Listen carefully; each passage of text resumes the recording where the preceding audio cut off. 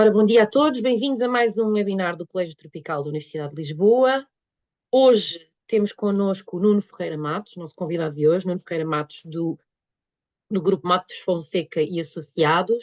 Nuno, muito obrigada por ter aceitado o nosso convite e, quando quiser, pode começar. Muito obrigado, Teresa.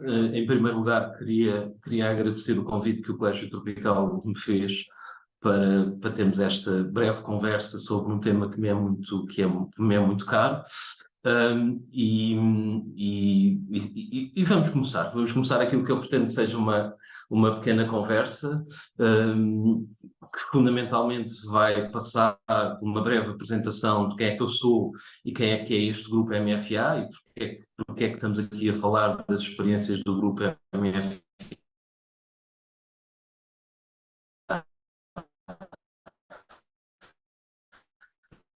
a trabalhar em sustentabilidade, nomeadamente desafios de trabalharmos em sustentabilidade, o que é que quer dizer isto de tentarmos contribuir para a sustentabilidade, e depois vamos centrar-nos um pouco em África, naquilo que tem sido a nossa experiência a trabalhar para a sustentabilidade em África, ou tentar trabalhar para a sustentabilidade em África, quais é que têm sido os nossos desafios, as aprendizagens, e depois, de forma muito breve e espero que estendido para a nossa conversa a seguir, falarmos um pouco quais é que são os caminhos de futuro que tudo isto pode ter.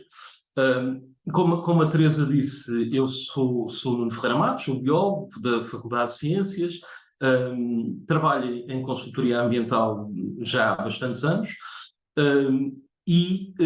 sou um dos sócios fundadores do Grupo MFA. O Grupo MFA é um grupo de consultoria na área do ambiente, que é composto por 3 empresas e depois temos mais algumas empresas associadas, que já vos vou mostrar um bocadinho adiante.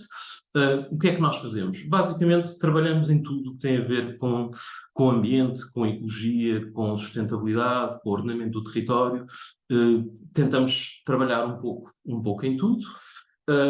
O grupo, muito rapidamente, para não perdermos muito tempo com isto, é uma sociedade portuguesa. A MFA Portugal é uma sociedade portuguesa, com vários sócios. Estamos a trabalhar desde 2006.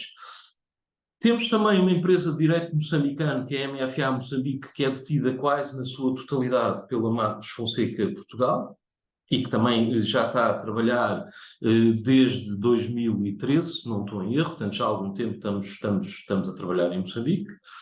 Temos uma empresa que trabalha mais na área da ecologia, que é a Ecofield, também é participada pela Matos Fonseca, e que se dedica mais às questões de monitorizações ecológicas, projetos de compensação, enfim, tudo o que tenha a ver mais com as questões ecológicas cai dentro do âmbito da Ecofield. E depois ainda temos aqui, tal como vos dizia, 2 empresas associadas ou participadas, que é a MFA Angola, que não tem tido muito trabalho desde a sua criação em 2008, e temos uma sucursal da Matos Fonseca e Associados de Portugal em São Tomé e Príncipe, desde 2021. São Tomé é o país onde também, como vamos falar um bocadinho a seguir, temos estado a trabalhar bastante. Isto são as nossas áreas, os nossos países, os países onde nós já andamos a trabalhar. Portanto, podem ver que grande parte do nosso negócio é em Portugal, mas temos tentado trabalhar muito fora de Portugal, nomeadamente em África e nos países de língua oficial portuguesa. Temos estado presentes em Cabo Verde, São Tomé, Angola e Moçambique. Também fizemos um pequeno trabalho na Costa do Marfim, mas é um dos nossos objetivos sempre é tentar não ficarmos fechados em Portugal e, sempre que possível, irmos lá para fora, e nomeadamente trabalharmos em África, que é uma área onde nós temos trabalhado e gostamos muito de trabalhar. Alguns trabalhos que nós fizemos, só para ficarem com uma noção daquilo que temos andado a fazer nos últimos anos, eu não vos vou ler todos, vou só chamar a atenção para 2 ou 3, porque fazem sentido no âmbito desta apresentação que vos estou a fazer. Chamava aqui a atenção para a nossa colaboração no Plano Nacional de Ordenamento e nos planos distritais e regionais de São Tomé e Príncipe, um trabalho que fizemos em conjunto com outras empresas. O estudo de impacto ambiental da central fotovoltaica de Teterian, em Coamba, no Niassa, em Moçambique. Um trabalho muito engraçado e que também vos vou apresentar com algum detalhe um bocadinho mais à frente, o Plano de Desenvolvimento Sustentável da Ilha do Príncipe, em São Tomé e Príncipe. E também para nos focarmos mais nos nossos trabalhos em África, que no fundo vão ser o centro desta nossa apresentação. Temos estado a trabalhar em Cabo Verde, nomeadamente com os portos de Cabo Verde, onde estamos a fazer neste momento o plano de gestão ambiental de todos os portos de Cabo Verde, e já fizemos também o plano de gestão ambiental e social da obra do novo terminal de cruzeiros da Ilha de São Vicente, no Mindelo. Em Portugal, temos feito uma série de trabalhos, quer na área da avaliação de impacto ambiental, quer em conservação da natureza, ordenamento do território, o que nos deu aqui alguma bagagem para podermos falar um bocadinho daquilo que vamos discutir hoje. Só para terem também um pouco mais noção, neste momento o Grupo MFA tem a trabalhar no escritório mais de 30 colaboradores a tempo inteiro, e depois temos alguma gente espalhada, quer por Portugal, quer por fora de Portugal, que nos vão dando apoio sempre que nós necessitamos. Fico aqui também com alguns dos nossos principais clientes, só para perceberem, enfim, onde é que nós nos mexemos, e, portanto, cá em Portugal trabalhamos quer com empresas públicas, quer com empresas privadas, o Instituto da Conservação da Natureza, a Agência Portuguesa do Ambiente, mas lá fora também temos tido alguns trabalhos, por exemplo, com o FUNAI em Moçambique, com a Globelec também em alguns investimentos em Moçambique, com a JICA também em trabalhos em África, com a HBD, que é um grupo de investimento que está muito presente em São Tomé e Príncipe. E, no fundo, temos aqui uma panóplia grande de clientes com quem temos trabalhado. O que é que nós vamos falar hoje e deixar aqui algumas bases para a nossa discussão a seguir? Vamos falar de sustentabilidade. E eu queria começar por deixar aqui 4 tópicos que eu acho que são importantes para aquilo que nós vamos falar. Que um deles passa por termos que entender o que é a sustentabilidade quando falamos de sustentabilidade, não é? Nós somos muitas vezes brindados com aquele termo que diz que sustentabilidade é ambiente, e de facto sustentabilidade é bem mais do que ambiente, como todos sabem, e vamos discutir isso um bocadinho à frente.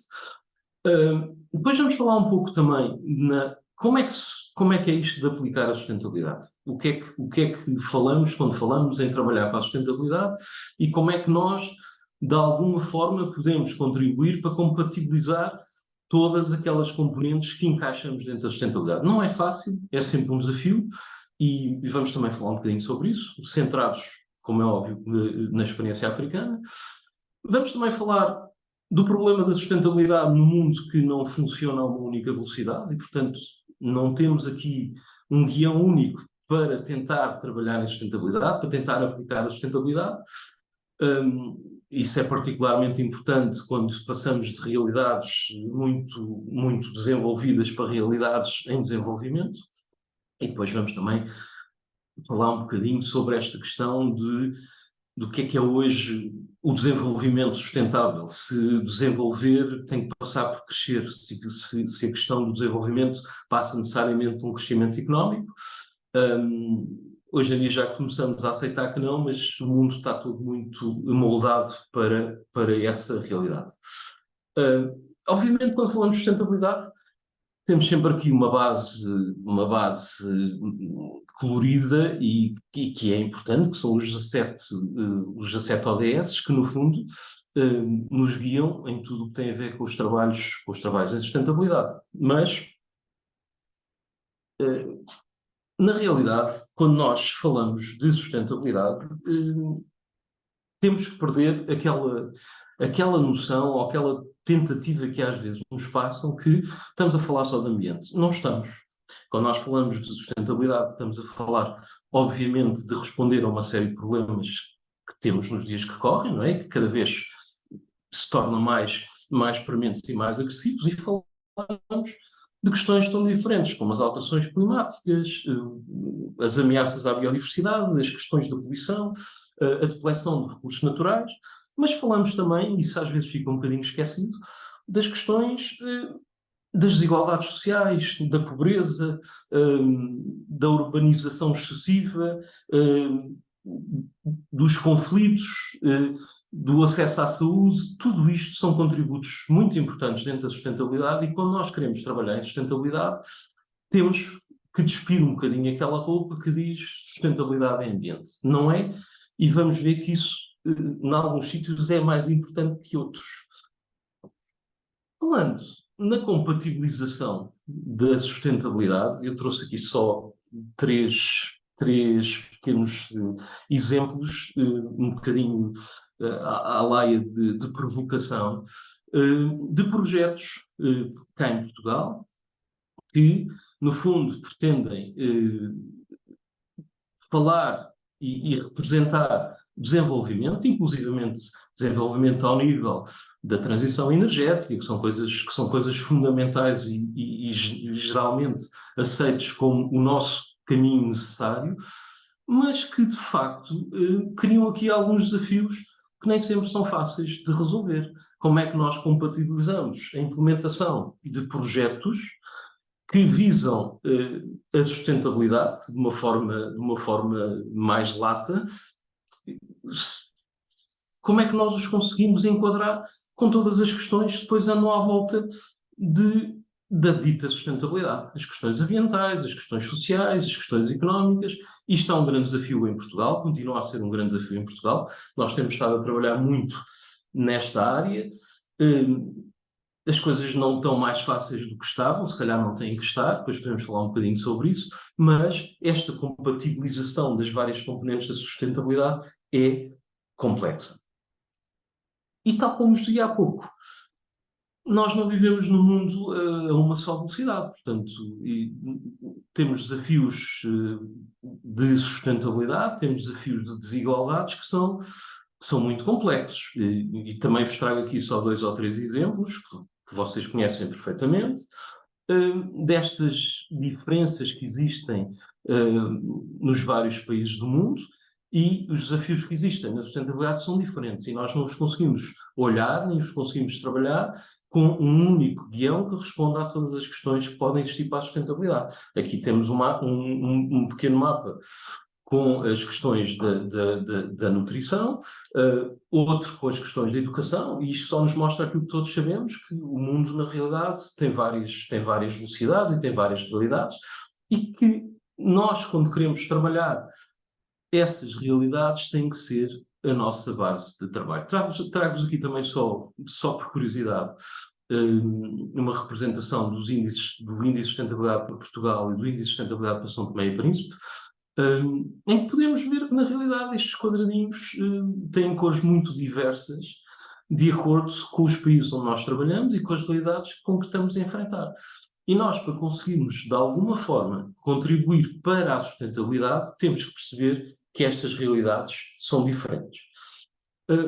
Em último lugar, este é um slide que eu gosto muito de apresentar, que já tem algum tempo, este gráfico já tem algum tempo, mas que só para enquadrar aquela questão do desenvolvimento versus o crescimento, e que, no fundo, representa a felicidade versus as questões económicas. E, como podem ver por aqui, na realidade há uma tendência de as pessoas se considerarem mais felizes em países onde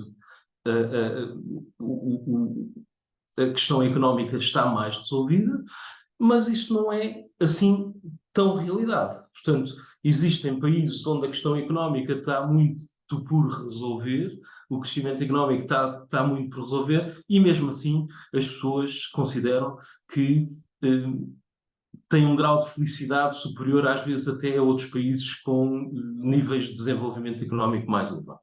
Isto são só algumas ideias que eu gostava de vos deixar e enquadrar, para agora começarmos a falar de forma mais suportável o que é que tem sido esta nossa experiência de trabalhar em sustentabilidade em África.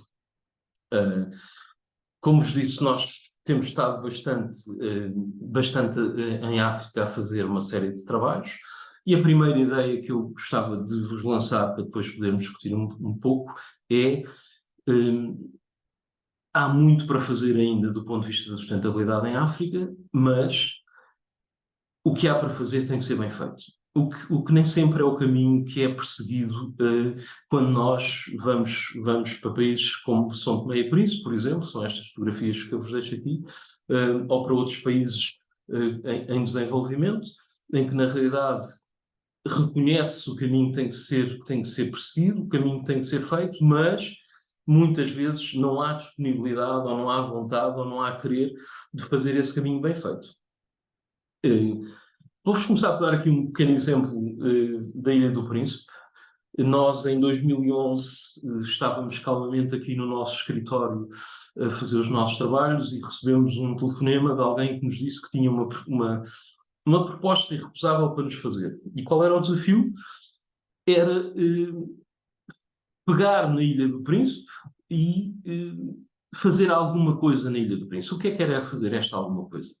A Ilha do Príncipe, enfim, não sei se têm a sorte de a conhecer, é de facto um paraíso, é um paraíso na Terra, mas naquela altura era uma ilha parada, era uma ilha com imensos problemas sociais, era uma ilha que mesmo dentro de São Tomé e Príncipe era considerada esquecida, portanto as pessoas do Príncipe diziam que as pessoas de São Tomé não se importavam tanto com eles e com o seu futuro, com desequilíbrios sociais e de género muito complicados, e de repente apareceu um senhor, um investidor, que lançou um desafio para a Ilha do Príncipe. E basicamente o desafio que ele lançou foi: eu tenho dinheiro para investir na Ilha do Príncipe, quero fazer um projeto de suporte turístico, mas não só, e gostava de saber como é que vocês nos podem ajudar a garantir que aquela ilha vai ter um desenvolvimento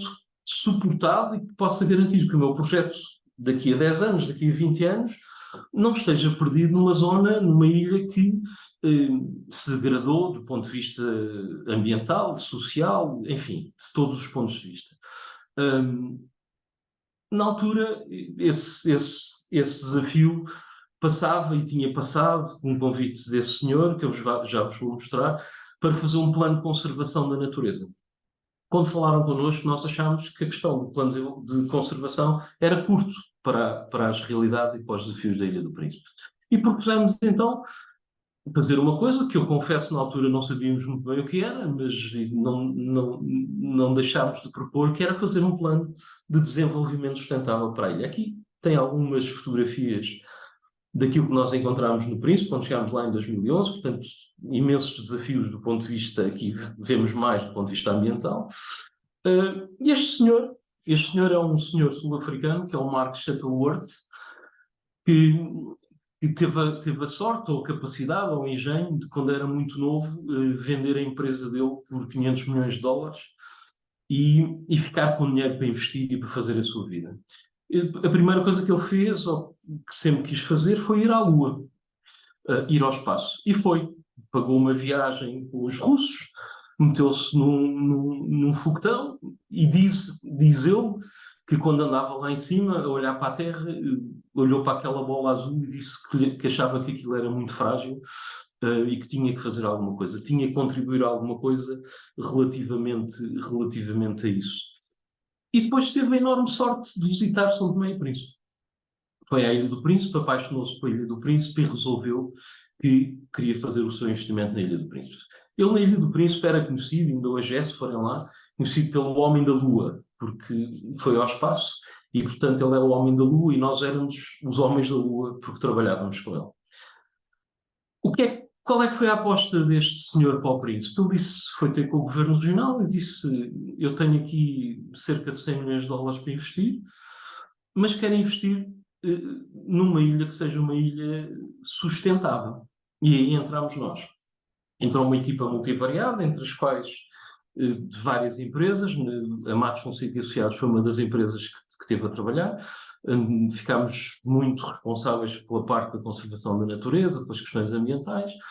E logo o primeiro desafio que tivemos foi como é que nós conseguíamos, de alguma forma, apoiar ou promover o desenvolvimento sustentável de uma ilha que tinha 8 mil pessoas, com imensos desafios.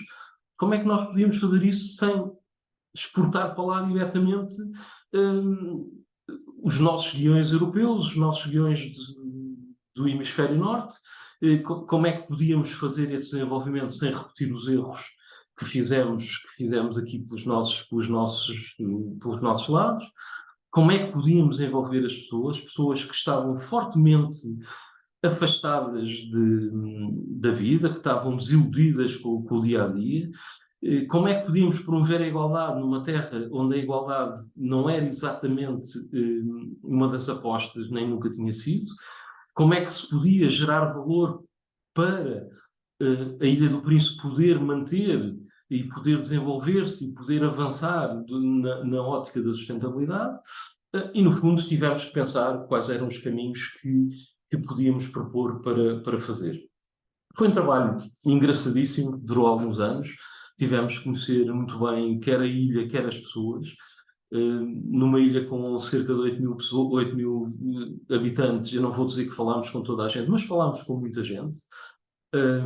Tivemos alguns desafios naquilo que seriam as propostas de desenvolvimento para a Ilha do Príncipe, desafios até dentro da própria equipa, em que se começou a discutir, lá está, as questões da sustentabilidade. Havia quem defendesse que as questões da conservação da natureza deviam ser as mais importantes, e havia quem defendesse que, em primeiro lugar, tínhamos que dar condições às pessoas, para as pessoas poderem, no fundo, depois sermos atores do seu próprio desenvolvimento. E houve uma aposta grande em levar água às pessoas, que não existia, saneamento, energia e educação. Foi um desafio muito engraçado do ponto de vista da sustentabilidade. Passou por muitos contactos, por muitas viagens, por muitas apresentações públicas e, acima de tudo, por falar com as pessoas, por perceber junto das pessoas quais é que eram os desafios que tinham, quais eram as dificuldades que tinham, quais eram as perspectivas de futuro que tinham, e foi-nos ficando muito claro que era muito difícil nós chegarmos à Ilha do Príncipe e, trabalhando em sustentabilidade, dizermos às pessoas: olhem, nós já sabemos os erros que fizemos na Europa, vocês não os podem fazer aqui. É muito complicado fazer isso num país onde as pessoas, numa terra onde as pessoas tinham muito pouco, não é? Esta capacidade de dar hipótese às pessoas de errarem também por si própria é importante, e essa gestão como é que nós conseguimos de alguma forma mostrar isso às pessoas sem lhes impor um modelo, foi um dos grandes desafios que nós tivemos aqui no Plano de Desenvolvimento Sustentável do Príncipe. Acabamos por fazer um documento chamado Agenda e Plano de Desenvolvimento Sustentável da Ilha do Príncipe, que no fundo passou por diversas ações, diversos princípios que visaram todas as áreas da sustentabilidade. E, portanto, como vos disse há pouco, houve aqui uma tentativa de trabalhar ao nível das questões ambientais dirigidas às pessoas, perceber como é que as pessoas podiam ter uma qualidade de vida melhor, com abastecimento de água, com saneamento, com acesso à energia, mas também perceber que sem as questões sociais resolvidas era muito difícil que algum tipo de intervenção do ponto de vista da sustentabilidade resultasse. E houve então aqui um investimento grande na educação, com recursos a professores que foram levados para a ilha e que tiveram a trabalhar na ilha durante uma série de tempo para promoverem a educação, para capacitarem as pessoas. Houve ações do ponto de vista da geração de igualdade de género. Houve uma série de ações no desenvolvimento, por exemplo, da agricultura, no aproveitamento do cacau e da tentativa de desenvolver uma fileira de cacau. Todo este projeto foi alavancado, como vos disse, pelo aquele senhor sul-africano, pelo Mark Shuttleworth, que era o representante de uma empresa que ainda hoje está em São Tomé e Príncipe, que é a HBD, e que no fundo era a empresa que pretendia fazer o tal desenvolvimento do Príncipe, seja do ponto de vista turístico, mas também do ponto de vista agrícola e do ponto de vista social. Este projeto foi correndo, foi inclusivamente capa da revista Visão em 2014, com um trabalho muito engraçado que basicamente dizia: a Ilha do Príncipe é a ilha que pode mudar o mundo, porque de facto a Ilha do Príncipe foi transformada num caso de estudo em que foi tentada uma abordagem diferente para o desenvolvimento. Os resultados foram engraçados na altura, as pessoas foram muito mobilizadas, aderiram completamente ao que estava a ser proposto. Tivemos muitas consultas com as pessoas, em que as pessoas tiveram presentes, disseram o que queriam, como é que queriam, começaram a ter uma voz. Este plano teve também a enorme capacidade de colocar São Tomé e Príncipe no mapa turístico mundial, que era uma coisa que na altura as pessoas já iam a São Tomé, mas não iam tanto como passaram a ir a partir daqui. Houve um conhecimento grande deste país, e nomeadamente da zona do Príncipe. Houve trabalhos feitos, por exemplo, na melhoria do aeroporto da Ilha do Príncipe, na criação de habitação para as pessoas. Houve muito trabalho feito, e eu ponho aqui um sucesso com um ponto de interrogação, porque depois, infelizmente, este plano acabou por perder um bocadinho da sua força. Infelizmente, as pessoas têm sempre visões um pouco diferentes da forma como as coisas devem seguir, e na realidade o plano perdeu um bocadinho de força. Mesmo assim, o Príncipe desenvolveu-se, continua hoje a ter a presença da HBD, foi criada uma fundação que tem feito um trabalho extremamente meritório, quer do ponto de vista da conservação da natureza, quer do ponto de vista social, quer do ponto de vista do desenvolvimento geral da ilha, mas aquele sonho do príncipe sustentável acabou por se diluir um bocadinho. Podemos falar um pouco mais sobre isso na nossa discussão. E agora deixava-vos aqui algumas histórias engraçadas que se passaram durante o nosso trabalho na Ilha do Príncipe, também para ilustrar um pouco estas dificuldades que é trabalhar em sustentabilidade, neste caso em São Tomé e Príncipe. Estas imagens que estão a ver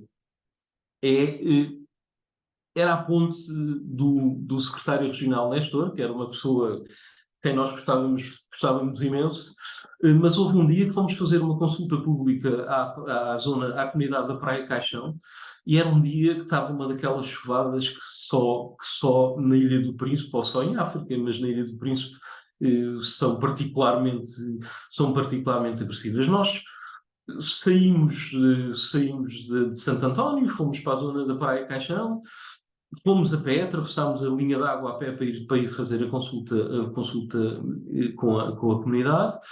Esta ponte, quando nós passámos, ainda estava lá. Tivemos na nossa conversa. Quando tivemos de voltar para trás, o nível da água já tinha subido imenso, já não conseguimos regressar a pé, tivemos vir de canoa com os pescadores, e quando chegámos à zona onde tínhamos os carros para voltar para Santo António, deparámos com isto, com esta ponte completamente destruída. Tirámos fotografias, e ao final da tarde tínhamos uma reunião com o Governo Regional de Príncipe, em que uma colega nossa começou a apresentar estas fotografias e perguntou: "Oh, Nestor, sabes o que é isto?" E o Nestor começou a afundar-se na cadeira. E qual é a história desta ponte? Esta é uma ponte que tinha sido mandado construir para fazer um acesso a uma zona da Ilha do Príncipe, mas que na realidade não tinha tido projeto, não tinha tido acompanhamento, não tinha tido nenhum tipo de cuidado do ponto de vista do seu desenvolvimento, do seu projeto e da sua construção. Qual era a lógica que o secretário Nestor tinha? Dizia-nos: "Pois vocês sabem, nós vivemos num país pobre, não temos dinheiro para fazer as coisas assim." E nós discutimos com ele: "Não, Nestor, exatamente por vivermos num país pobre é que as coisas têm que ser feitas de forma muito mais suportada, muito mais cuidadosa, porque não temos capacidade de desperdiçar dinheiro em obras como aconteceu com esta ponte do secretário Nestor." Só uma outra pequena história. Não sei se estarão são tomenses aqui na audiência, mas este banho, o banho é como se paga às pessoas na altura das eleições. Chama-se dar o banho, que é, no momento das eleições, há pessoas à porta das assembleias de voto que pagam para as pessoas votarem nos seus candidatos. Isto porquê? Porque, na realidade, as questões económicas em São Tomé e Príncipe continuam a ser algo desafiantes e isto acaba por ser um modo de rendimento das pessoas. Do ponto de vista da sustentabilidade, também é um desafio enorme. Porque é que eu trago isto? Só para vos dar um exemplo de uma das coisas que a HBD fez na Ilha do Príncipe foi comprar uma série de terras de algumas pessoas, e no dia em que fizeram o pagamento às pessoas, houve uma série de gente que saiu para festejar com o dinheiro, e no dia a seguir havia gente, inclusivamente, que não sabia onde é que tinha deixado o dinheiro. Isto também é uma alerta, e nós vimos isto noutros sítios, vimos também em São Tomé, com a questão do Ilhéu das Rolas, que é, às vezes nós temos a tentação de tentar resolver os problemas pagando, não é? No Ilhéu das Rolas, o Grupo Pestana, para fazer o seu hotel na zona do Ilhéu, pagou aos pescadores para saírem de lá, portanto deu-lhes uma contribuição para saírem de lá, e os pescadores saíram, mas de facto, quando o dinheiro acabou, os pescadores voltaram. Portanto, não se resolveu do ponto de vista sustentável a questão que estava em cima da mesa, adiou-se o problema com o pagamento. Aqui, no plano de desenvolvimento sustentável, tentámos fazer as coisas de uma forma um bocadinho diferente, criando condições para as pessoas, portanto, não lhes dando diretamente dinheiro, mas criando condições para as pessoas fazerem a sua vida, fazerem o seu desenvolvimento e terem capacidade de alavancar o seu futuro. No fundo, trabalhar em sustentabilidade também é isso, é dotarmos as pessoas da capacidade de gerirem o seu próprio futuro. Gostava também de dizer que trabalhar em sustentabilidade em África passa muito. Temos que dar uma atenção particular às pessoas. Há uma coisa engraçada que, quando nós trabalhamos, por exemplo, em relação ao impacto ambiental, em Portugal nós falamos de estudos de impacto ambiental.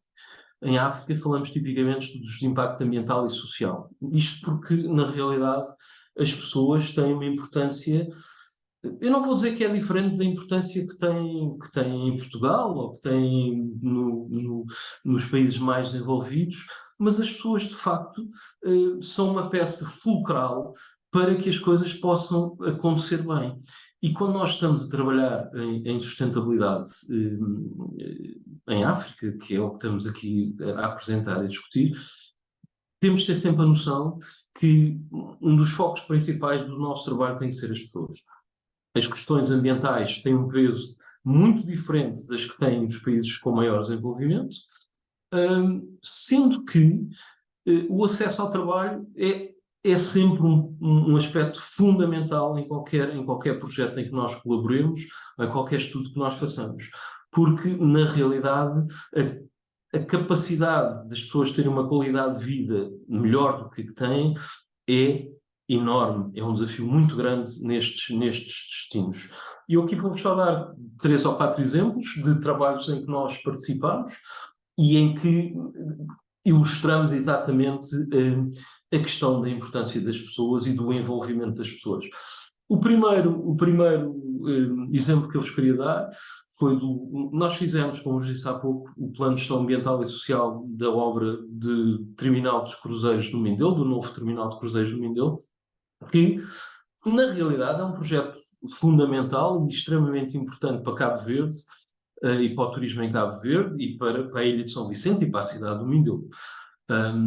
Nós não fomos nós que fizemos o estudo de impacto ambiental, fomos só contratados na altura do Plano de Gestão Ambiental e Social, e foi muito engraçado perceber que todo este investimento que ia ser feito e que era comumente aceito pelas pessoas que ia ser importantíssimo, mas que tinha preocupações complicadas para os habitantes locais, porque as pessoas diziam-nos, ok, vai haver uma criação de riqueza, vai haver criação de trabalho, os navios de cruzeiro vão trazer mais gente para a ilha, mas depois havia toda a parte que estava por trás disso, que era, mas isso não vai gerar uma capacitação das pessoas, uma capacidade das pessoas, nomeadamente dos mais jovens e das mulheres, de criarem o seu modo de vida para o futuro. Ou seja, só a entrada do novo projeto, só a entrada de dinheiro para desenvolver a ilha não era o suficiente para aquela população encontrar naquele projeto uma alavanca para o seu futuro.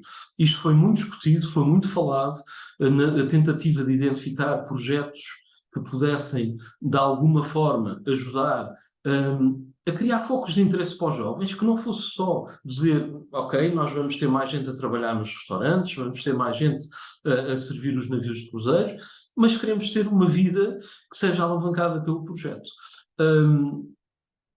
E a incapacidade de fazermos isso muitas vezes gera focos de conflitos, focos de tensão entre os projetos e as populações locais e que depois tem efeitos que são muito negativos, quer para o projeto, quer para as populações. Portanto, aqui o foco era, sim, nós queremos emprego, estamos satisfeitos com o facto de vir a haver emprego, mas também queremos que exista alguma aposta na estrutura social, no crescimento social, na criação de capacidade das nossas pessoas crescerem e se desenvolverem.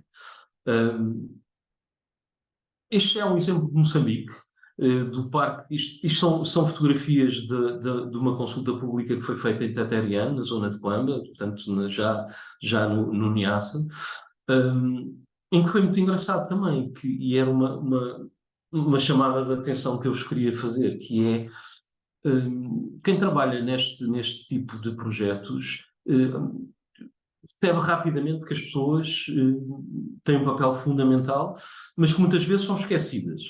A legislação, por exemplo, a legislação de impacto ambiental moçambicana diz que as pessoas têm que ser ouvidas, as pessoas são ouvidas, mas na realidade nem sempre existe a capacidade de escutar as pessoas. Uma coisa é ouvir, outra coisa é escutá-las, e estes momentos de consulta pública são muito engraçados. Para terem noção, tem sempre uma parte em que é servido um lanche às pessoas, e que nós às vezes ficávamos com a sensação que aquele lanche era a coisa mais importante de toda esta consulta pública. A capacidade que as pessoas tinham de, pelo menos naquele dia, terem acesso a comida, terem acesso... Não quer dizer que existam situações especialmente importantes de fome naquela zona, mas era um momento diferente que as pessoas tinham acesso a um bocadinho mais de qualidade de vida. E as pessoas vinham muito a estas consultas públicas sempre com uma pergunta na cabeça, que era: qual é o emprego que este projeto vai gerar? E nós, quando estamos a trabalhar em sustentabilidade em África, nós cá temos muita tentação de sermos guiados para as questões mais ambientais, puras e duras. Lá temos que ter uma atenção muito maior para as pessoas, e temos de ter uma atenção muito maior para aspectos típicos das zonas e que são, no fundo, muito engraçados, e são aqueles que nos enriquecem imenso, que é ter o cuidado de escutar os mais velhos, falar com as pessoas, com as pessoas que, na realidade, estão na gestão das comunidades, e está desperto para assuntos que nós cá em Portugal nunca temos. Por exemplo, eu pus aqui 2 ou 3, a questão das árvores sagradas, ou o acesso a áreas tradicionais. Aqui em Teterian havia uma tradição que era das mulheres mais jovens irem ao rio. Eu já não vos consigo reproduzir exatamente a história, mas era muito engraçado. Irem ao rio apanhar um peixe na altura em que se estavam a tornar adultas. E com o desenvolvimento do projeto, uma das coisas que nós tivemos que garantir foi que esse acesso ao rio não era inibido ou não era limitado. Porque fazer desenvolvimento sustentável também passa por aí, passa por manter as tradições, a capacidade que as pessoas têm de ter a sua vida, o respeito pelas pessoas mais velhas. Isso é fundamental quando nós estamos a trabalhar em sustentabilidade em África, coisas que cá em Portugal não são tão fulcrais, mas se calhar vão começar a ser um bocadinho mais no futuro.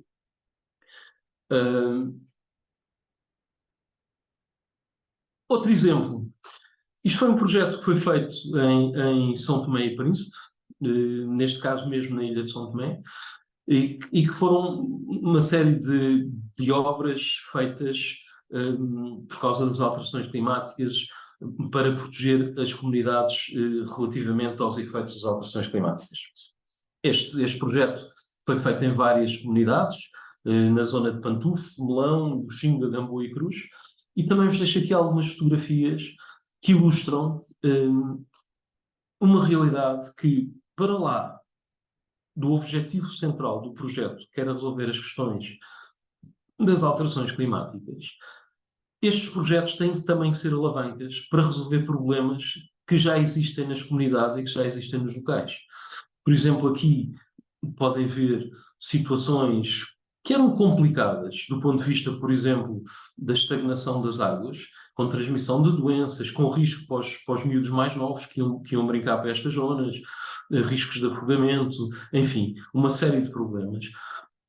E que estes projetos conseguem alavancar, não só cumprindo os objetivos a que se propõem, que neste caso era a questão das alterações climáticas, mas também levando atrás uma série de propostas e de intervenções que permitem resolver problemas que têm que ser resolvidos. Por outro lado, nós não conseguimos trabalhar, eu às vezes via pessoas, e também falarei um bocadinho disso já daqui a pouco, que fazem este tipo de trabalhos sem sequer irem aos locais, sem sequer estar com as pessoas, sem sequer falar com as pessoas.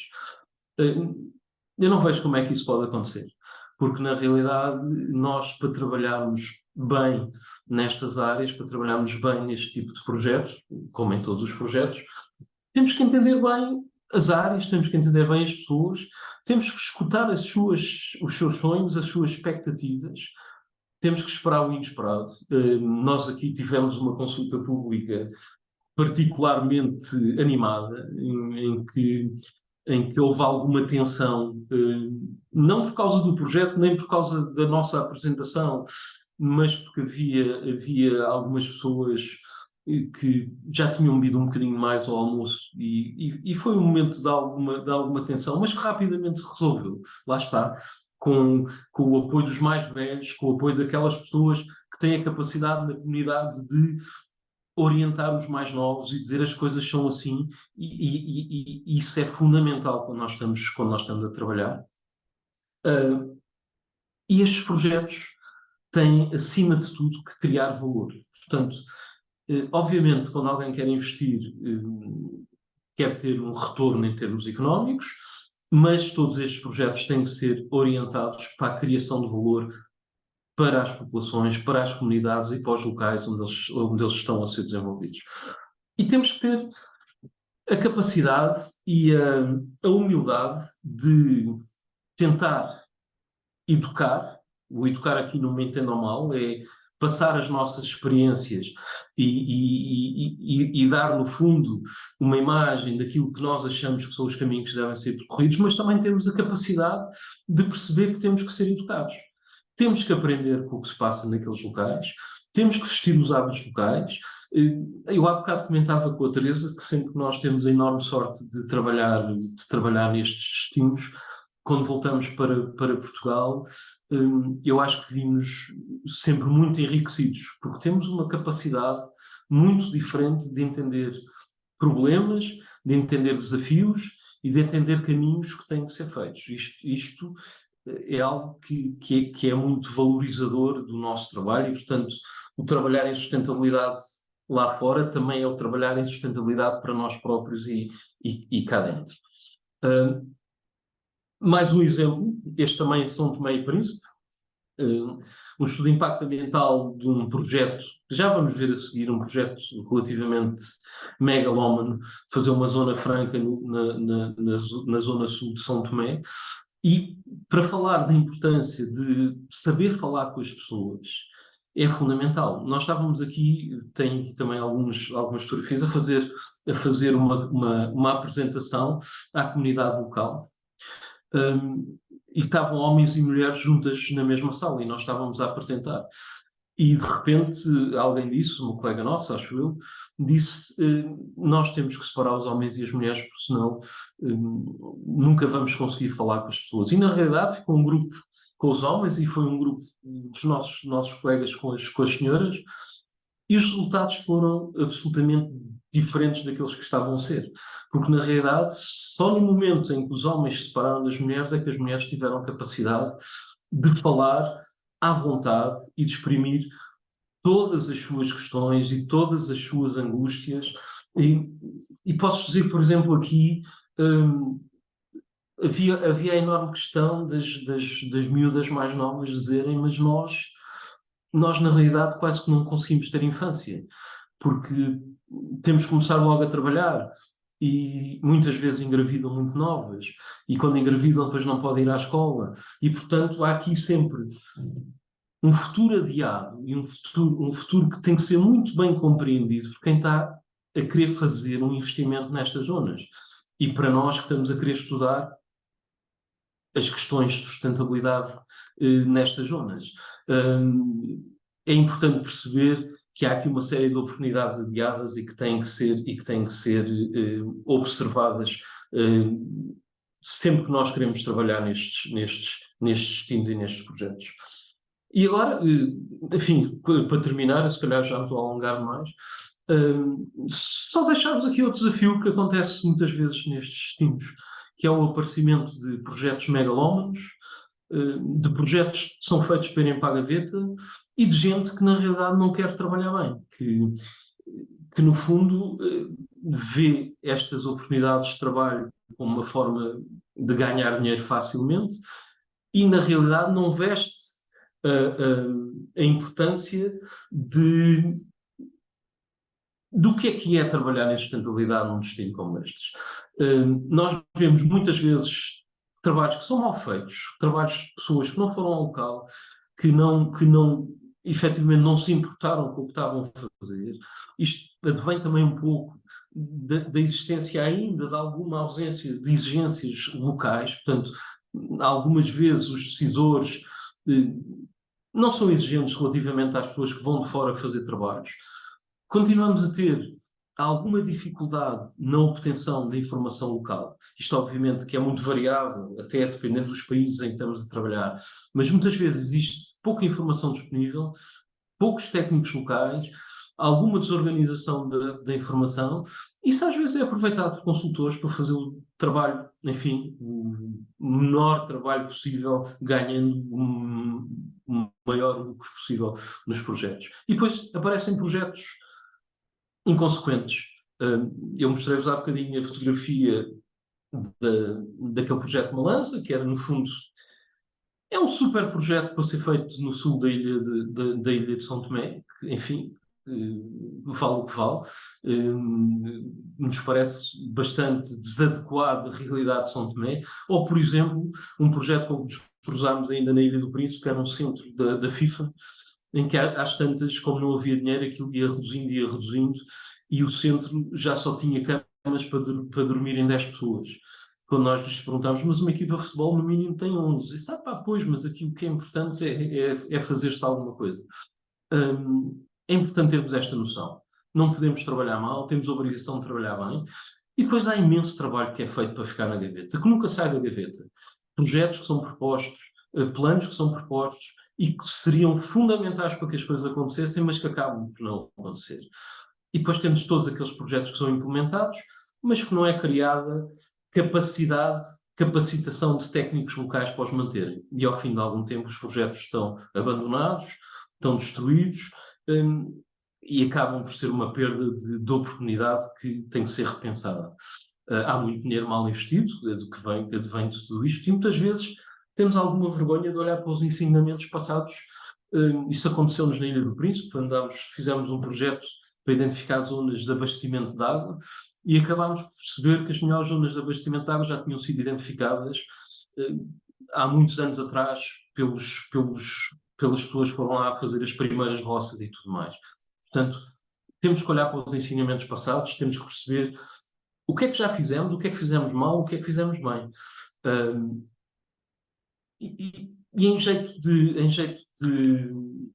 de conclusão, desculpa, se calhar já extravasei o meu tempo, só deixar aqui 3 ou 4 ideias. As questões sociais são fundamentais, são mais fundamentais ainda do que são aqui pelos nossos pelos nossos países. Há uma perda direta sentida pelas pessoas, a perda de casa, a perda das machambas. As pessoas sentem-nas diretamente e quando nós estamos a trabalhar nisto, temos de ter muita atenção a isso, temos que ouvir as pessoas, falar com as pessoas. As questões sociais, ainda que sejam fortemente sinalizadas como importantes pelo Banco Mundial, pelo Banco Africano de Desenvolvimento, muitas vezes são perdidas depois quando são feitos os projetos. Tem que haver uma aposta na informação de base, nos técnicos locais, é fundamental. É fundamental que haja atores nestes países que possam apoiar no desenvolvimento destes estudos. Existem, como é óbvio, em Moçambique existe uma forte capacidade de o fazer, em Angola também, se calhar em São Tomé um bocadinho menos, em Cabo Verde também existe alguma capacidade, mas isso tem que ser uma aposta. E depois, uma coisa que recai muito sobre nós, quem vai trabalhar para lá, que é o fazer bem, não é? É termos a capacidade, termos a obrigação de usar os nossos exemplos para melhorar aquilo que é feito lá fora, para melhorar a qualidade de vida das pessoas, a qualidade dos estudos, e não acharmos que estamos a trabalhar em zonas onde qualquer coisa serve, porque não é verdade. Quanto maior é o desafio, maior são as nossas obrigações e as nossas exigências. Basicamente era isto que vos queria dizer. Agradecer a vossa paciência, a vossa atenção e estou disponível para conversarmos sobre o que vos parecer bem. Muito obrigado. Muito obrigada, Nuno. A apresentação foi muito, muito, muito interessante. Eu gostava de fazer também alguns comentários, mas se calhar vou já abrir para perguntas. Por isso, quem quiser fazer perguntas, pode colocar a mãozinha no ar ou ligar o microfone se não tiver ninguém na lista de espera. Ok, eu tenho perguntas. Posso? Pode, Sim, sim. Pedir só se conseguir ligar a câmara com sim. as pessoas que intervirem. Yeah. Eu chamo-me Muminato, sou da Guiné-Bissau, doutoranda em Ciências de Sustentabilidade, estou no último ano a escrever a minha tese. Achei o tema super interessante, agradecer o João por me ter convidado a fazer parte desse interessante tema que estamos a discutir, que para mim que faz parte do meu doutoramento. O título até da minha tese tem muito a ver com o que se falou aqui, que é a dimensão socioeconómica da segurança alimentar no contexto de climate change. E quando se fala da sustentabilidade, eu como guinense, porque eu vi ali que os senhores não foram à minha terra. Ainda não, infelizmente. Como guinense, para mim, pronto, todos nós sabemos que a Guiné-Bissau, pronto, é um país pobre e é um país em desenvolvimento que enfrenta desafios significativos, incluindo a instabilidade política, econômica, portanto, a promoção da sustentabilidade muitas das vezes é integrada com a busca por estabilidade política, governança eficaz. Além disso, a cooperação internacional e a existência técnica desempenham um papel importante no apoio e esforços da sustentabilidade na Guiné. Mas temos um caminho longo a andar quando se fala da sustentabilidade na Guiné. Não é fácil num país que, pronto, pobre, falando só da parte ainda da agricultura, né? A agricultura na Guiné ainda se pratica como nos séculos, não sei quantas. Os agricultores dependem da prática tradicional. Num país que nós sabemos temos 6 meses de chuva, um país verde, intenso. ah, ah, muitas das vezes o que cultivam nem têm possibilidades de tirar aquilo fora. Eu tive a oportunidade de visitar muitas tabancas, onde vejo, quando dizem que a população está a morrer de fome na Guiné, não é verdade. Vejo comidas a estragarem porque não têm como conservar a comida que cultivaram e só tiram aquilo que podem consumir, o que não podem, às vezes, pronto, vai tudo ao lixo, né? Porque vivem do que consomem no dia a dia. Não sei se estou a explicar bem. Em termos da educação, eu acho que tem que se fazer um trabalho enorme para promover a educação, ah, com, para alertar as pessoas, sensibilizar as pessoas o que é preservar o ambiente.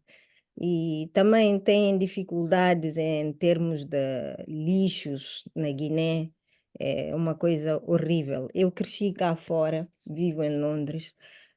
Quando fui lá, eu não consegui perceber se é a população que não faz a ideia como tratar do lixo, ou é o governo que não tem a possibilidade de, de ajudar a, a ajudar a, a resolver problemas sobre o lixo.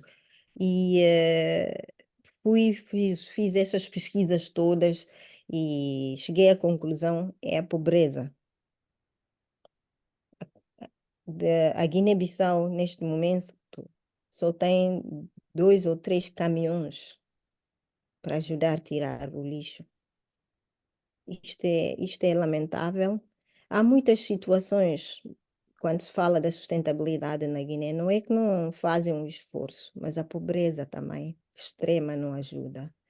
Eu queria só passar essa mensagem e achei interessante também na intervenção do doutor, quando mencionou que tinha que fazer reuniões diferentes em termos de homens e mulheres.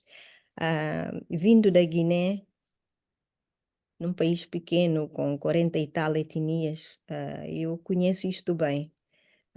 Quando comecei a trabalhar na Guiné como socioeconomista, já desde 2014, ah, ah, pronto, esses foram um dos desafios que eu enfrentei, porque eu no início pensava que, pronto, que sentiam-se intimidados, mas não, faz parte da cultura. Na Guiné, quando um homem fala, a mulher não pode falar diretamente. E muitos países da África Ocidental, portanto, quem tem a voz é o homem, mas quem tem o problema é a mulher. Eu, quando eu percebi disto, eu comecei a dividir, né, as pessoas, jovens, mulheres, para conversar mais, sentem-se mais à vontade quando não veem um marido ou um cunhado ao lado para exporem os seus problemas. Mas era isso que eu queria pôr aqui como a minha contribuição. Fiquei contente de, de fazer parte deste meeting. Muito obrigada. Muito obrigada. Nuno, prefere ir respondendo logo ou comentando? Como achar melhor, Teresa? Sim, pode ser, se calhar é melhor. Minato, muito obrigado. Sim, não fomos ainda à Guiné, tenho imensa pena. É um dos. O meu pai adorava a Guiné, portanto, desde sempre que me disse que eu tinha que ir à Guiné, estamos à espera que apareça a oportunidade e. Sim, vou ter um problema que acho que quando lá for, depois não vou ser capaz de não voltar lá muitas vezes. Mas sim, o que a Minato disse é verdade, mas há uma questão que eu também gostava de salientar. A pobreza é, sem dúvida, um dos aspectos fundamentais e que muito contribui para as dificuldades do ponto de vista da sustentabilidade, mas às vezes não é só, porque a pobreza contribui porque dificulta as soluções. Falava dos 3 caminhões que existem para a recolha de lixo. O problema, Minato, é que se houvesse dinheiro para haver mais caminhões e não houvesse um investimento sério na educação das pessoas, na criação de valor para que as pessoas percebam da importância do que é o tratamento de resíduos, porque é que as coisas têm que ser feitas. Se calhar hoje compravam mais caminhões, mas daqui a um ano, 6 meses, os caminhões estavam avariados e estavam abandonados, porque nós vimos muito isso na Ilha do Príncipe. Assistimos muito a isso. Quando havia a hipótese as questões, obviamente que a pobreza é central em tudo isto, mas o atirar dinheiro para cima dos problemas não é a solução. Isso é uma coisa que nós já percebemos há muito tempo, não é em Portugal e também não é em mais lado nenhum no mundo, não é? Não é por nós pormos dinheiro nas questões que elas se resolvem. É, em minha opinião, o grande desafio é a educação, é educar as pessoas, é dar às pessoas as ferramentas para perceberem e, acima de tudo, para decidirem, para conseguir ter uma decisão que seja uma decisão correta, que seja uma decisão suportável, é o ter acesso à educação e também, como é óbvio, ter acesso às condições básicas de vida, porque nós também assistimos muitas vezes por esse mundo fora. Eu via na Ilha do Príncipe ou em São Tomé miúdos que tinham que andar 8, 10 quilómetros todos os dias para irem à escola, a pé, com a sua farda limpinha dentro do saco de plástico para não sujarem na lama da estrada. E que chegavam à noite a casa e não têm energia para estudar e estudavam à luz das velas. É muito difícil promover a educação assim. Por isso, sim, a pobreza é central, mas eu acho que não resolvemos a pobreza sem educar as pessoas. Portanto, temos aqui uma pescadinha de rabo da boca, como nós dizemos em Portugal, não é? Porque temos que educar para erradicar a pobreza, mas a pobreza muitas vezes é um limite muito grande para as pessoas conseguirem ser educadas. É um desafio enorme, sim. Obrigado, Mina. Obrigada, Nuno. Passaria para, portanto, quem está aqui a aparecer primeiro, Miguel Galante, eu julgo, do Instituto Camões. Bom Sim. dia. Olá, bom dia. Não sei se estão a ouvir bem. Sim, sim. Sim? Obrigado. Bem, antes de mais, agradecer a apresentação do Nuno. De facto, uma apresentação bastante realista e também o contributo da colega Muminato, da Guiné-Bissau. E, portanto, aquilo que eu gostaria de trazer aqui ao debate, sem roubar muito tempo, por um lado, centrar-me na cooperação portuguesa, que tem uma nova estratégia desde o ano passado.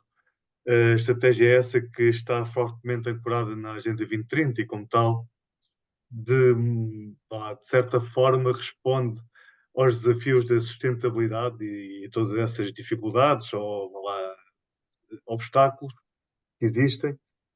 E, portanto, eu adicionava ao grande desafio que o Nuno apresentou da educação a capacitação institucional. Porque aquilo que nós sentimos é que, de facto, os países, os nossos principais países parceiros, portanto, os PAOP e Timor-Leste, carecem fortemente dessa capacitação institucional, não só em termos dos quadros regulamentares, mas também dos seus quadros técnicos, para que, de facto, se possam concretizar políticas públicas conduzentes com o desenvolvimento sustentável. E, de certa forma, é aí que a nossa cooperação tem apostado bastante, no desenvolvimento humano.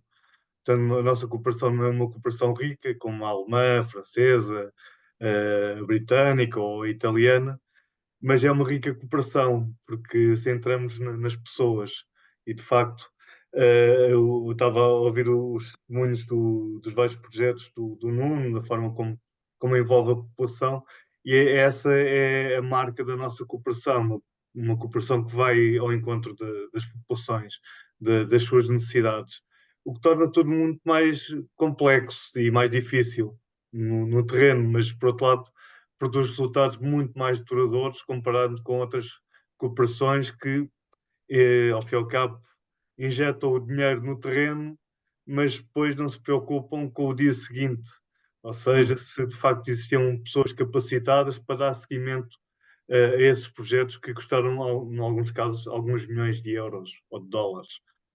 Portanto, felicitar o Nuno pela forma como estão a desenvolver o trabalho em África, por não baixarem os braços perante as adversidades e os imprevistos do trabalho em África, e também felicitar o CETROP pela organização deste webinar. Foi o primeiro que eu assisti, mas fiquei fã e espero assistir a muitos mais. Só uma nota final, pegando na intervenção da colega Mominato, no que respeita à Guiné-Bissau. E, de facto, além daquelas dificuldades da educação, da falta de capacitação institucional, na Guiné-Bissau temos um outro fator a adicionar, que é a instabilidade, que é, de facto, também algo que condiciona fortemente a capacidade de intervir naquele país lusófono. E era isto. Muito obrigado.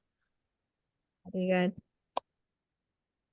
Muito obrigada, Miguel, pela sua contribuição. Nuno? Miguel, muito obrigado. Sem dúvida, aliás, o Instituto Camões foi um dos nossos parceiros naquele plano. Parceiros, quer dizer, chateámos bastante o Instituto Camões quando fizemos o Plano de Desenvolvimento Sustentável da Ilha do Príncipe. Tivemos vários contactos. Se não me engano, ainda houve daqueles professores que eu falava que foram colocados lá, alguns foram colocados com o apoio do Instituto Camões. Portanto, sim, a nossa cooperação tem enorme capacidade de não ter muito dinheiro, mas ter uma presença que às vezes é mais importante, porque nós, na realidade, muitas vezes os nossos projetos são pagos por outras cooperações, não é? Pelos holandeses, pelos alemães, que na realidade têm dinheiro, mas depois também tem um afastamento algo significativo das comunidades. E aquilo que eu dizia há pouco de vermos projetos que são feitos e depois não há capacitação de ninguém para tomar conta deles, é uma coisa absolutamente atroz.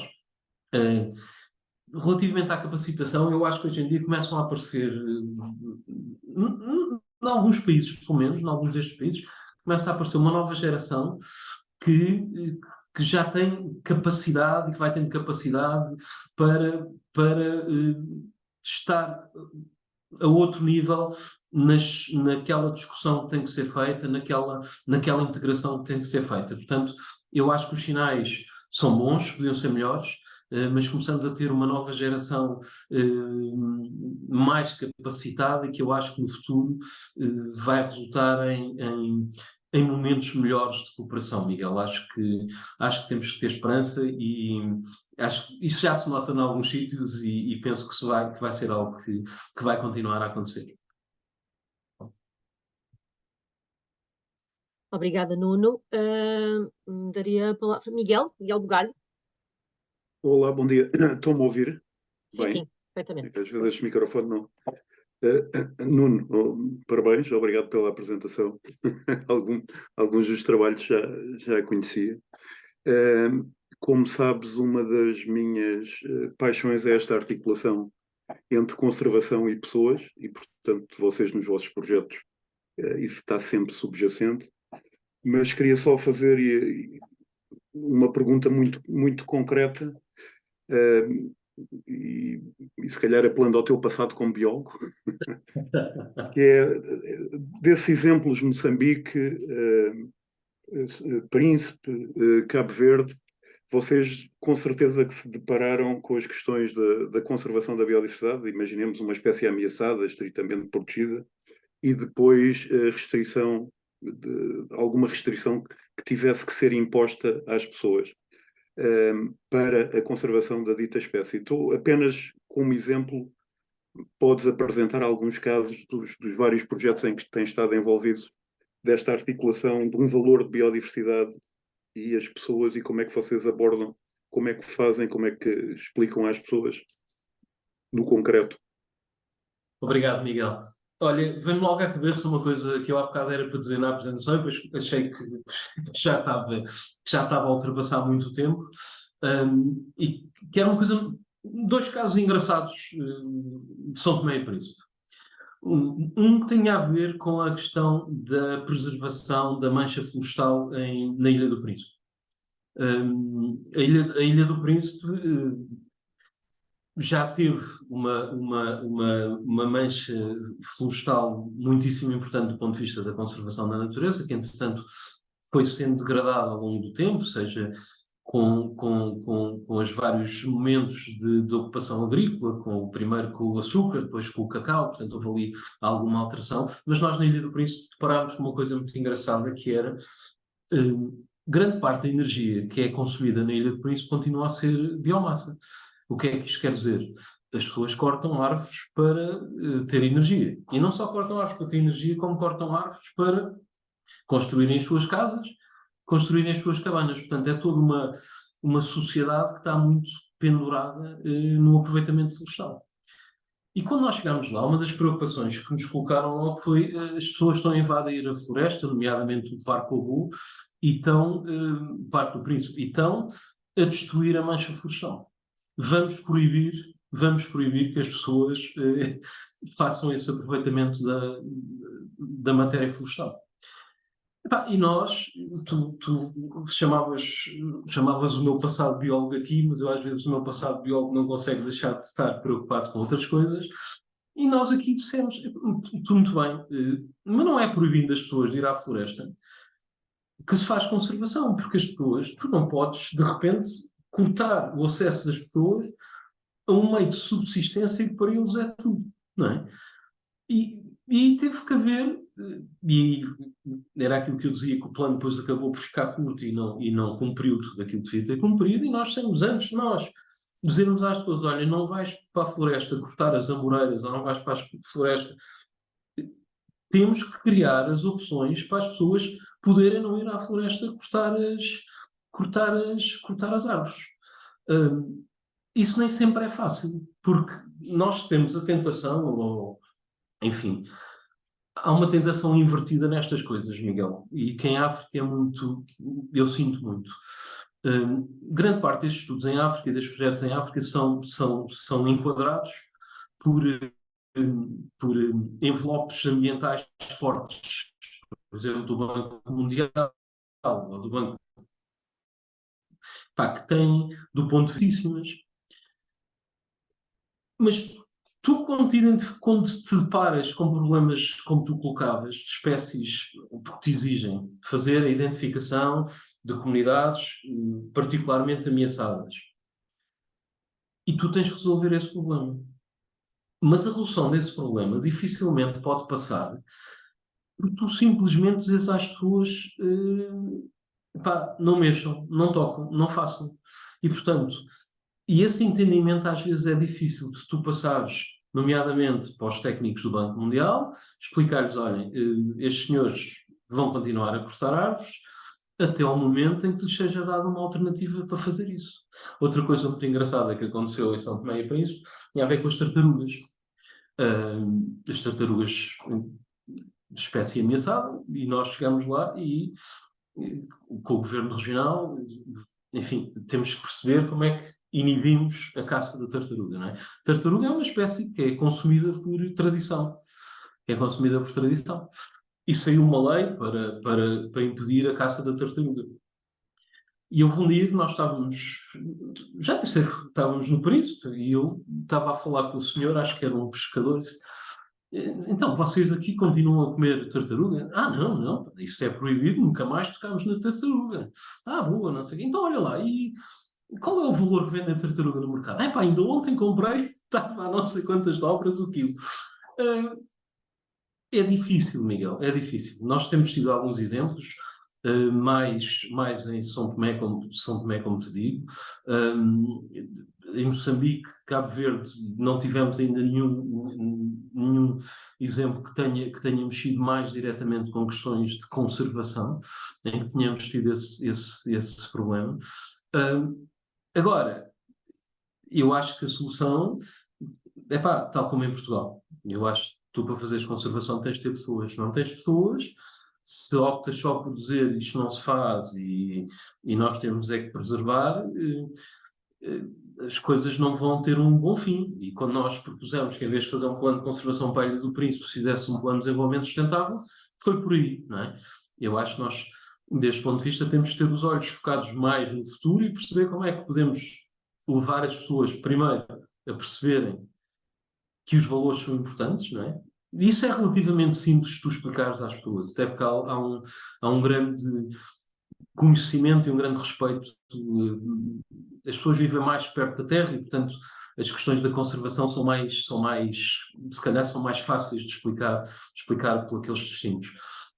Mas tens de criar soluções para as pessoas, porque se não crias soluções para as pessoas, ninguém deixou de entrar na floresta no Príncipe para cortar árvores, porque tu não resolveste o problema. Porque nós não fomos capazes de criar a solução para dar energia às pessoas e para dar condições para construírem casas, sem ser através de entrar na floresta e continuar a avançar por floresta dentro. Obrigado, Nuno. Obrigado. Sem querer entrar em diálogo, portanto, não há um caso concreto para esse exemplo que tu dás, não é? Em alternativa ao uso da biomassa, nós sugerimos isso.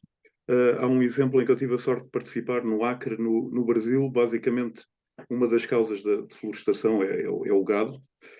E este projeto o que tenta fazer é alterar a atividade ganadeira para outro tipo de atividades, nomeadamente projetos de aquicultura com espécies de peixes do rio Amazonas, que são brutais, têm um tamanho brutal, Claro. e tem havido progressivamente alternativa e alteração do uso ganadeiro para uso aquícola como uma alternativa Claro. a um uso menos detrimental para a floresta. Portanto, no vosso caso e neste exemplo particular, vocês, se calhar, não chegaram aí, não chegaram à fase da alternativa ao uso da biomassa. Não, Ok. não. O que nós chegámos a propor, que, enfim, que hoje em dia está-se a tentar, é resolver o problema da energia através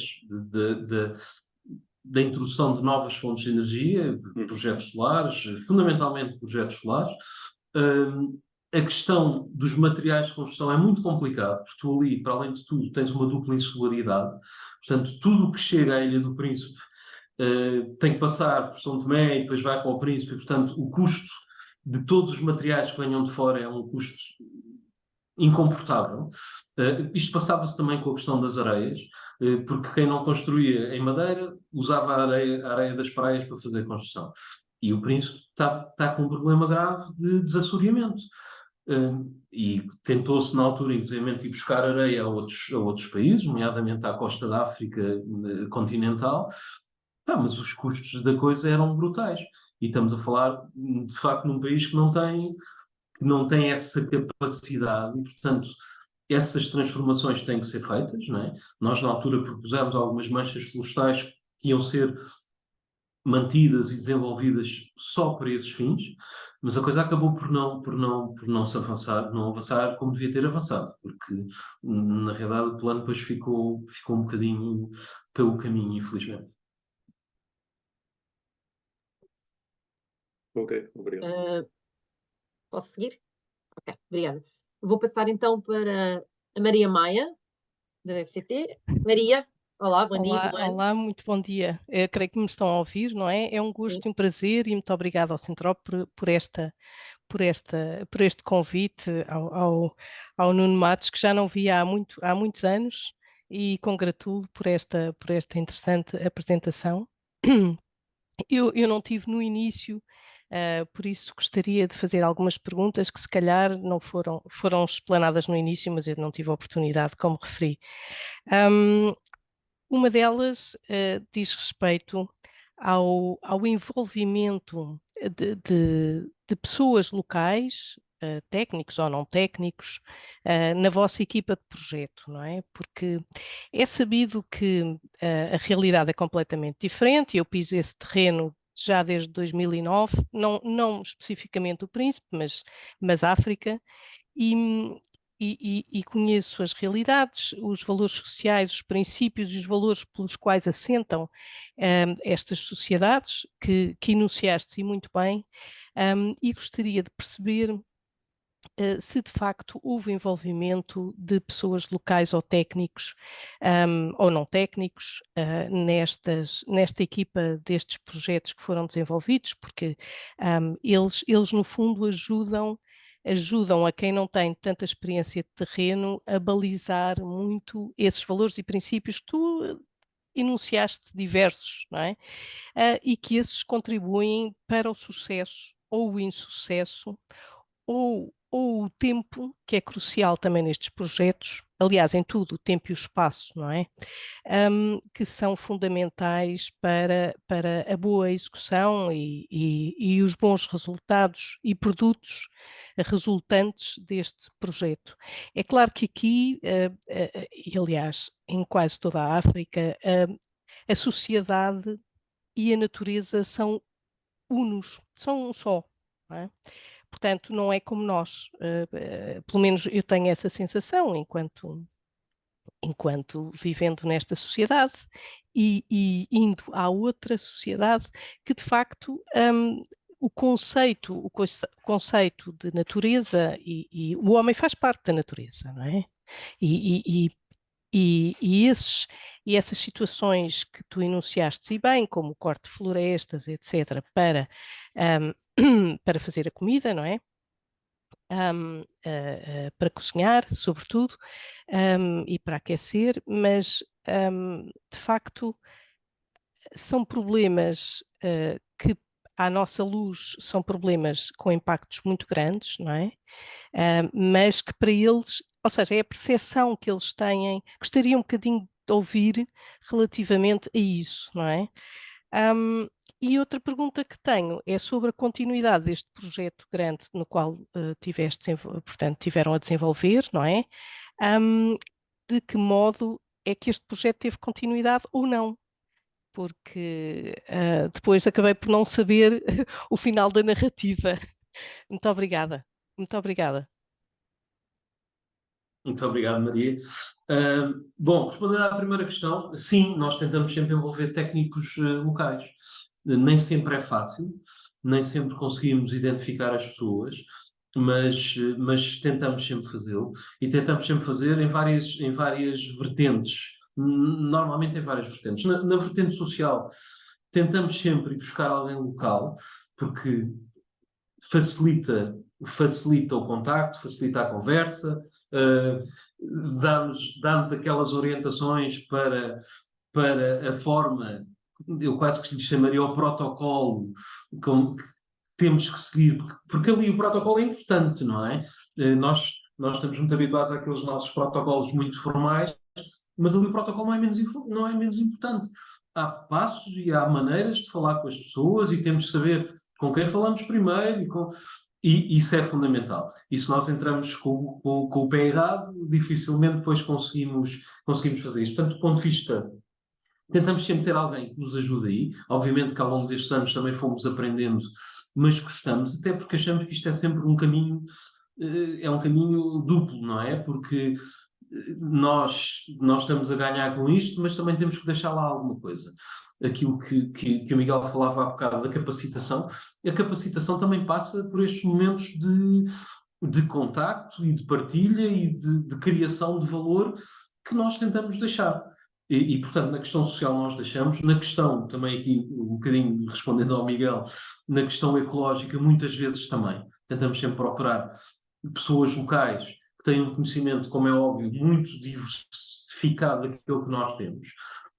Nem sempre é fácil, porque nós, por exemplo, em Moçambique é mais fácil encontrarmos técnicos que já têm experiência de trabalho, até porque há já empresas muito organizadas a trabalhar nestas questões e, portanto, há alguma facilidade nisso.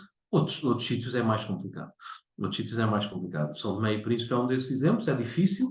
Muitas vezes as pessoas que nós encontramos e com quem partilhamos são pessoas que também não são locais, mas que têm um histórico de trabalho no local e que nós vamos buscar sempre que podemos para trabalhar connosco. E depois também, a nível das agriculturas e tudo mais, gostamos sempre de envolver as pessoas, porque nós temos sempre uma visão muito distorcida do que é a produção nestes países, não é? O que é importante. E é sempre bom termos uma visão local. E, portanto, sim, tentamos sempre que podemos, envolver gente local para trabalhar connosco. Isso é uma das apostas que nós temos aqui no grupo. Relativamente às percepções, sim, as percepções são fundamentais, não é? O que para nós é um problema grave, muitas vezes não é. Eu tive essa clara sensação nos primeiros tempos que tive na Ilha do Príncipe, por exemplo, ou sempre que estou em África. Nós vemos uma terrível lixeira a céu aberto, como existe na Ilha do Príncipe, e que para nós é algo que nos deixa de cabelos em pé, não é? Mas, na realidade, as percepções são diferentes. E o que tem que acontecer para mudar essas percepções é um trabalho grande, mas, se calhar, a mudança das percepções tem que ser nos dois sentidos. E é um bocadinho, não é? Nós adaptamos a nossa percepção à percepção do local, porque é fundamental, porque senão não conseguimos. Senão não conseguimos fazer o trabalho e não conseguimos ser felizes a fazer o trabalho. Que é uma coisa que eu também acho que é fundamental, é, é, é ter felicidade e ter alegria naquilo que se faz, e acho que isso é o ponto fundamental quando se quer trabalhar nestes destinos, é isso, é gostar do que se faz e gostar onde se está e gostar com quem se está.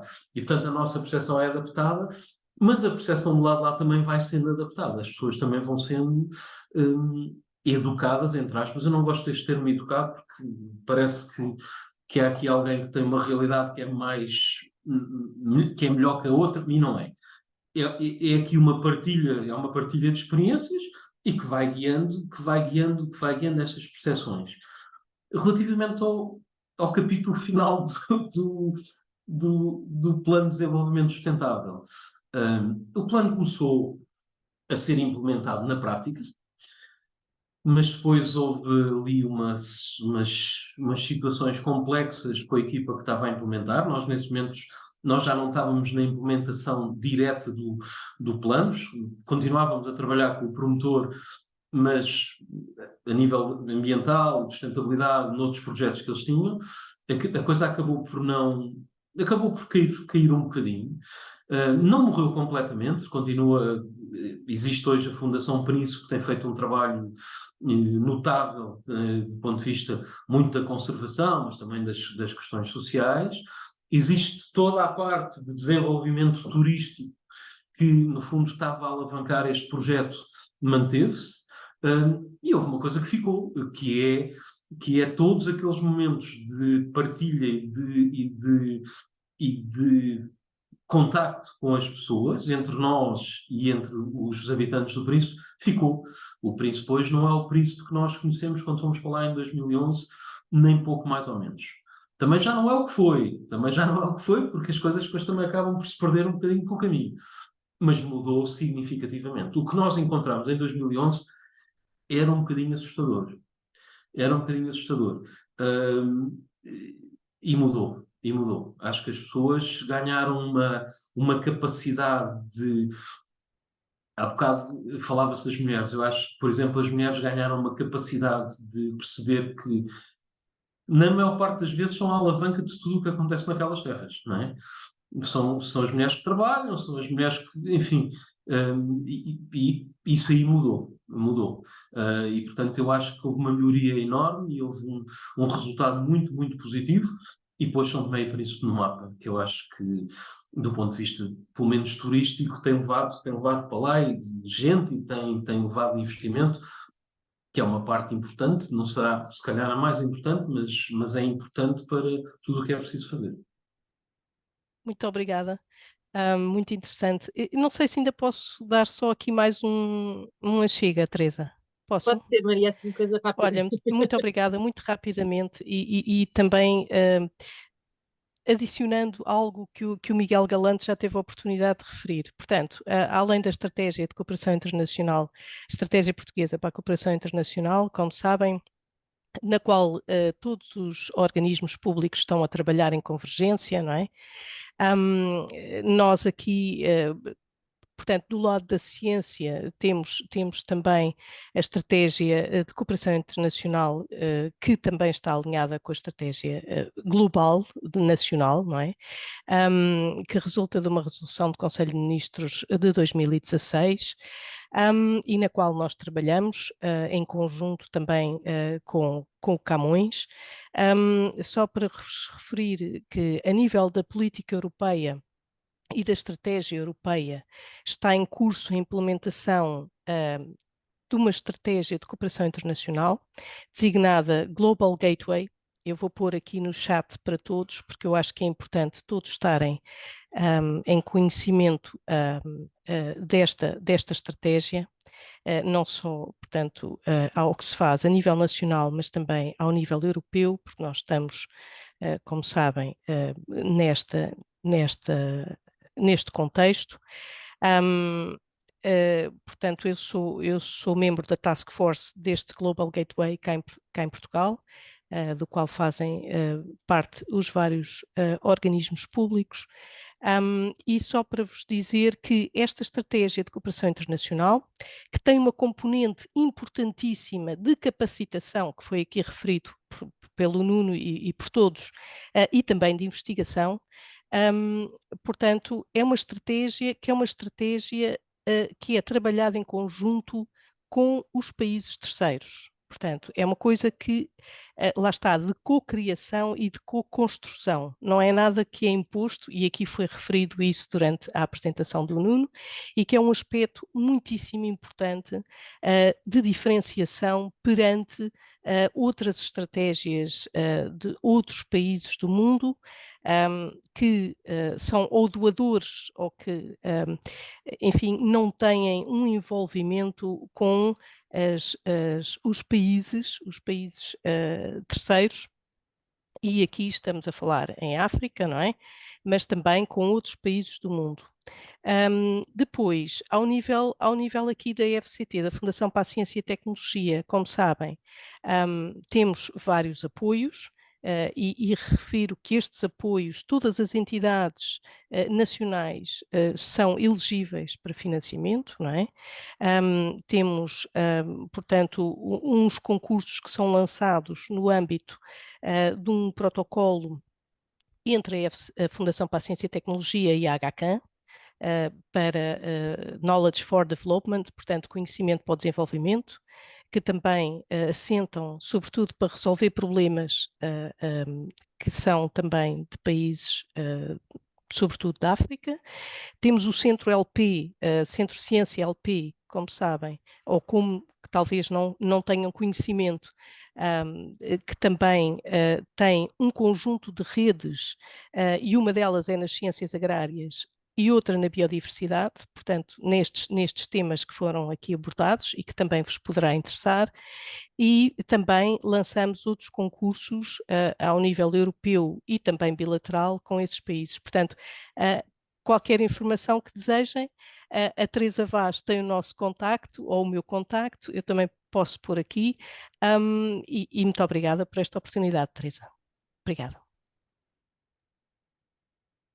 Obrigada, Maria. Nuno, quer comentar ainda alguma coisa? Não, acho que não. Muito obrigado, Maria, porque essa informação é sempre muito valiosa. Muito obrigado. Exato.